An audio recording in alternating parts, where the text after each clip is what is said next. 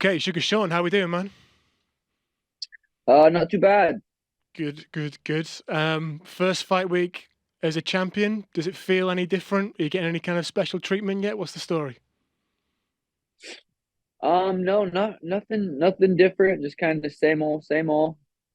Fight week as usual. I've been kind of treated like the champ as far as media obligations for a long time. So it's just another fight week. How about being a champ generally? I mean, is there anything about being a UFC champion that is different than you thought it was going to be? Anything that you're looking at it being like, well, this isn't quite what was advertised? No, not really. I think it's just it was a nice slow process and slow build up to becoming champ. So now that I'm here, it just kind of feels normal. Big card, Saturday night. A lot of people are saying this is a better card than UFC 300. Would you go along with that? Yeah, I mean, I would argue that. I'm, a little biased possibly, but I do think it is it's a beautiful main card.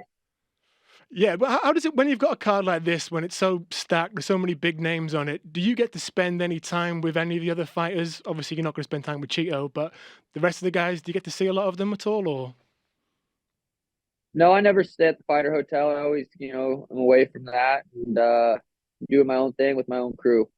looking forward to seeing Cheeto? Um, not, I mean, I guess I didn't really think about it. It'll be nice to see him in person, know he's here and the fight's happening. But other than that, I'm not necessarily excited to see Cheeto. It's kind of ugly. What's the energy like with you two when you're around each other? Um, you know, two dudes that want to kill each other, kind of vibes, I'd say. Is there animosity there, or is it just the way of the business? You guys are going to fight and you want to hurt each other? I'd say that more so that I feel like he truly doesn't like me. I'd say it's more personal for him. For me, it's just, another fight. Yeah. Why doesn't he like you? What's not to like? You mean you're asking the wrong guy? All right. I understand that you've got rid of certain social media apps from your phone in the build up to this fight, Twitter and Instagram. Is that a new thing just for this camp, or is that something you've been doing for a little while? That was a new thing for the camp, and I'd like to continue, with that moving forward. Why did you do it? What was the trigger point that you decided this is something I need to get rid of? Just the screen time, just nice, not surfing for no reason. It's addictive. Yeah. What have you kind of filled your time with apart from doing all that stuff then? How are you feeling that time? Surfing on YouTube, no jokes. Yeah, just being a little bit more present, I guess. Hanging out with my little princess more, and just seeing the world a little bit more. Are you picking up kind of different hobbies along the way there, or? No, I still have been streaming on Twitch, so I still play Call of Duty, and I still get my fix in, but just not the pointless surfing where whenever you're in the car, just looking at Instagram Yeah. surfing. Yeah. So a lot of that cut down. I feel like you were very much ahead of the game when it comes to UFC fighters doing their own YouTube channels. Everyone seems to have one now. Did the guys ask you for advice on how to make it work?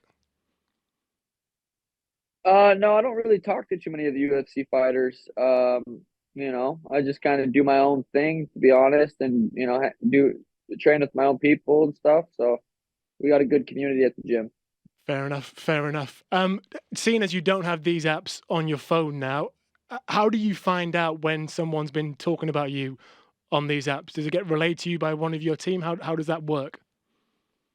Yeah, I have an assistant that lets me know of anything important or stuff like that. So it's the I still hear the news maybe just a little bit later, and yeah, so I don't really feel left out of the loop anywhere.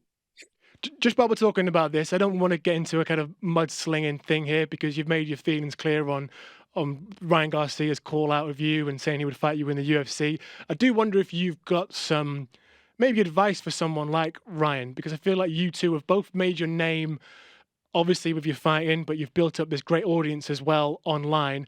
But here you are on the biggest stage, you seem completely focused on fighting, and Ryan seems to be focusing on everything else but fighting. I wonder if you've got any advice for him for how we can kind of keep things together and keep moving forward.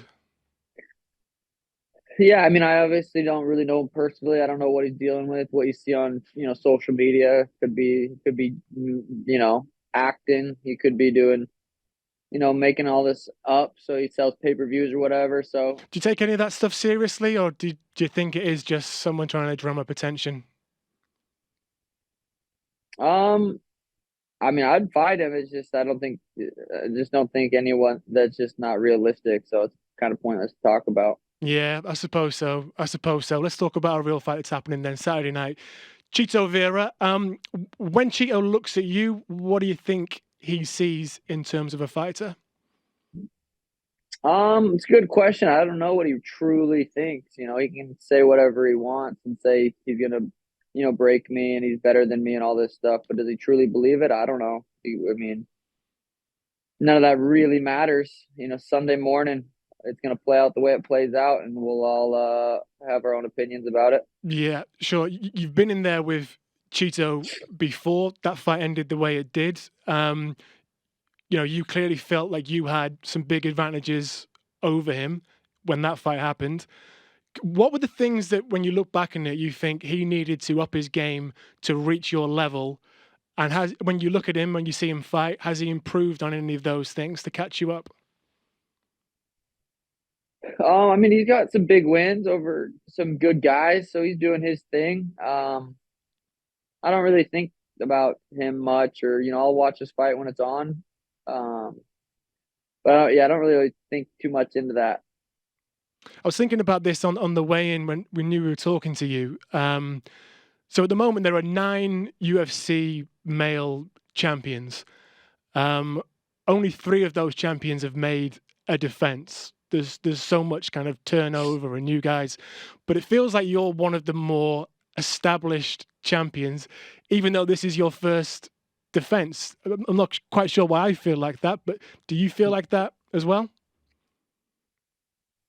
Um, no, not really. I feel like I definitely got to go out there and defend the belt to, really make that statement as a champ. Becoming champ and losing your first title defense. It's like, were you really champ? Mm. So, yeah, I'm excited to go out there and put a stamp on it. That's the Sean Strickland thing, right? You won't have a reign that kind of goes on. Is that what you want? Do you want to be a bantamweight champion for several defenses, then move up, or do you see yourself kind of being a bit more fluid and moving around the weight classes, looking for those big fights? Just depends on how the career plays out. I'd like to stay, defend the belt a few times, but you never know what opportunities presents itself, and it's kind of going with the flow. Talking about how the career's going, looks like it's going pretty well, man. What is it like being Sean O'Malley in 2024? I can't complain. It's been good. 2020, 2021, 2022, 2023, 2024. They've all been great years. I haven't had a bad one yet. Nice. Just before we let you go, I know you've got some other media obligations as well. Um, your right hand, your straight right hand, is one of the best weapons in the UFC at the moment. It's so accurate. It's so fast. It always does damage when it lands. When you first started training, did you naturally throw a good right hand? Obviously, you train and you perfect it, but is that something that's just been the mechanics of it? Have you always had that? Yeah, I'd say I've always had a good right hand and a good left hand too. I was always able to throw power with both sides just naturally. Do you think we see a powerful ending Saturday night? Are we seeing a knockout again?